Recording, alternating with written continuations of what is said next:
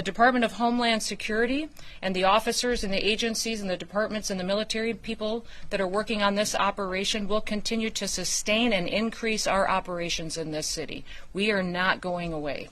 We are staying here to liberate this city from the socialist and the burdensome leadership that this governor and that this mayor have placed on this country and what they have tried to insert into this city. So I want to say thank you to every single person that has been able to do this. The fact of the matter is, a half a dozen violent criminals that you're rotating on your. I also want to talk about specifically how many of our. You know what? I don't even know the senator. He did not request a meeting with me or to speak with me. So when I leave here, I'll have a conversation with him and visit and find out really what his concerns were. I think everybody in America would agree that that wasn't appropriate. That if you wanted to have a civil discussion, especially as a leader, a public official, that you would reach out and try to have a conversation. For instance, I have left voicemails for Governor Newsom wanting to have a conversation. Has he returned them? No.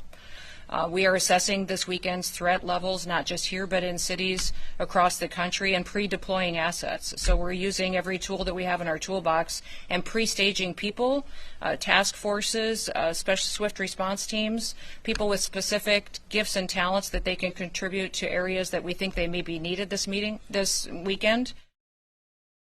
There is some rhetoric out there that some of the people who have been detained, arrested, in detention are not criminals or do not have a criminal history. Can you address that? Now, there may be people that because of the targets that we were out there arresting, that were with those individuals, they were collaterals that were spending time with them, and all those people will be vetted. And remembering, still in the United States, if you come into this country illegally, you have committed a crime.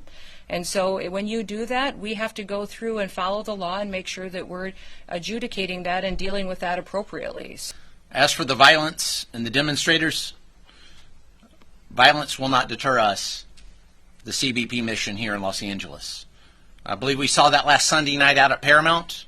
We continued to conduct our patrols as we saw necessary in the middle of that riot.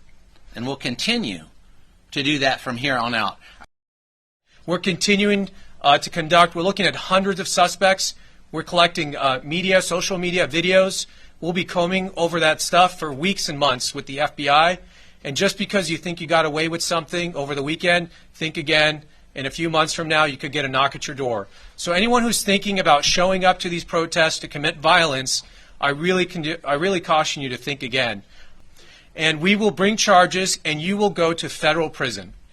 This is the federal government. This is not the state government. As the president said, if you spit, we hit, and we'll hit you with a felony. And we're committed to that.